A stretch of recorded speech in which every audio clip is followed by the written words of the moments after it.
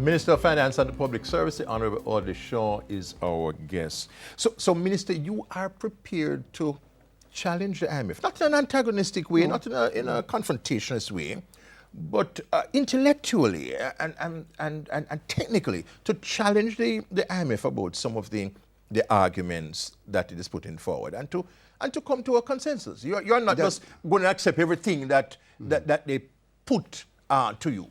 No, because in fairness to them, they are not the ones who know all of the idiosyncrasies and peculiarities of our country. Of your country. We know it. You know it. We have to have the courage of our conviction Yes. to communicate it to them, and to do so in a fashion that is easily understood. I give you an example.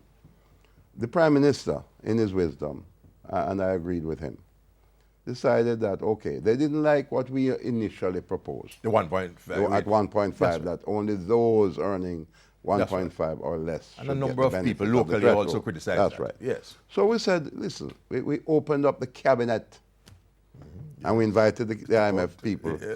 Come on, let's have a chat. Let's talk about it.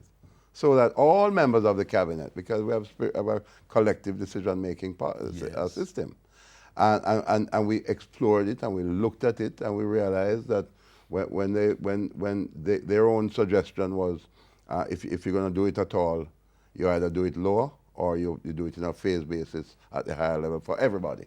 Okay. That was your And suggestion. so right away, as finance minister, you could see that when I thought I had a $10 billion problem,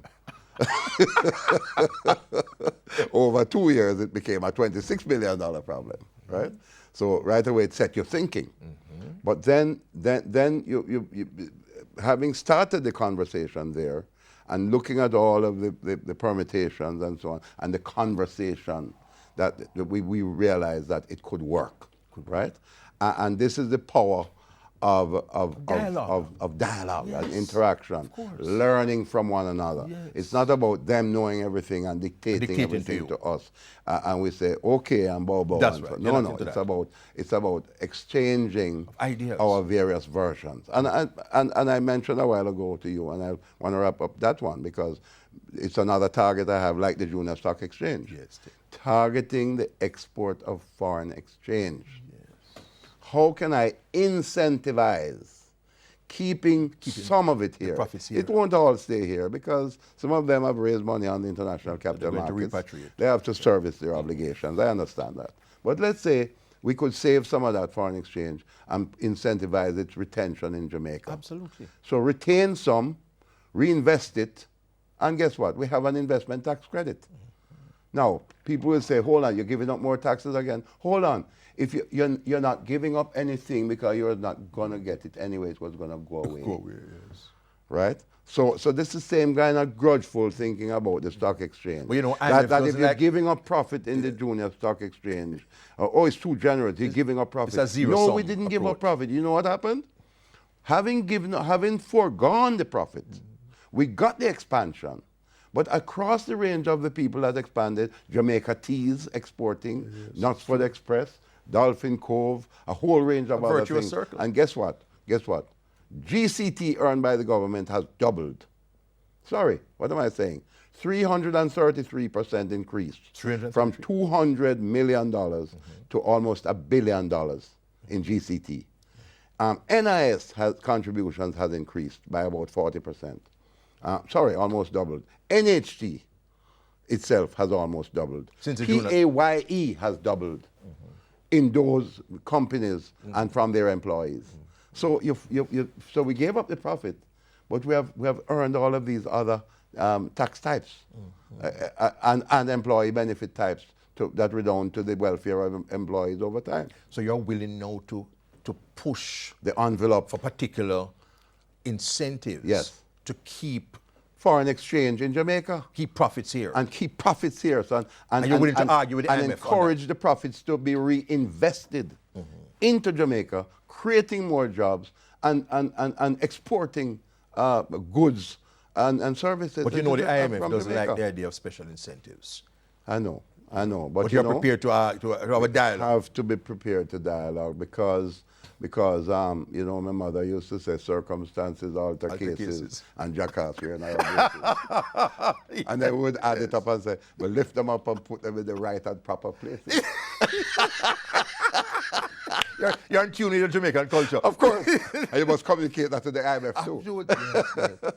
You're willing to argue man to man with the And with they're IMF. willing to listen. And they're willing to Listen, listen. I'm the one who re-engaged with the World Bank, the IDB, the IMF. You know, when I first met with Mr. Moreno in 2007, he said he couldn't understand why there was a negative transfer of funds from Jamaica to multilaterals, because we had virtually brought things down to such a low ebb. We were borrowing money, we were content to borrow money on the international capital markets at 10 to 12%, when these guys had money, 1 to 2%, 3% money to lend us. And we were not prepared to stick by their strictures and their programs. Instead, go to Wall Street, get the expensive money, and balloon our national debt. I started that reversal. I reversed that. And I never forget when I met with Mr.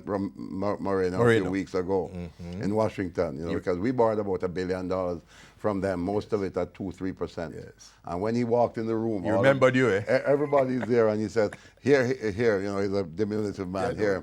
He says, he's back. He's back. He said, $1 billion, and he's back. That's what Moreno said about Yes. And you're willing to stand up to these multilaterals, to argue with them, to have the confidence in them. Yes. And you would say, Minister, finally, that the 1.5 was not just an election gimmick, was not just a means of getting into power. It was really a part of a strategic thinking of moving taxation away from burdening the PAY persons to bringing in others who would have to pay if that tax is absolutely would now because put on it's two things really that among other things that preoccupied our minds. We were thinking beyond the winning.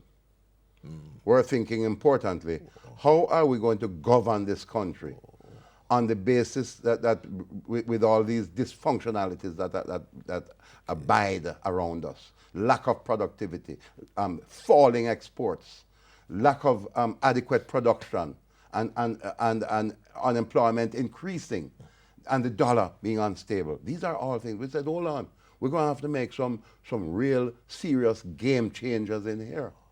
And that 1.5 was to say, hold on now. The PAYE people have been overburdened, but yet we are known to have a culture of tax evasion and tax avoidance.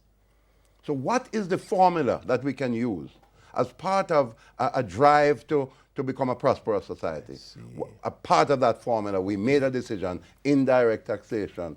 It penetrates more into all of the crevices of the economy to raise the money without overburdening any one particular group. Thank you very much, Minister. Quite a lot there, a lot of newsworthy things out of what the Minister has said. Minister of Finance and the Public Service, the Honourable Audley Shaw, with us on Issues and Answers. Next week I'll be back. Until then, Ian Bourne wishing you a pleasant day.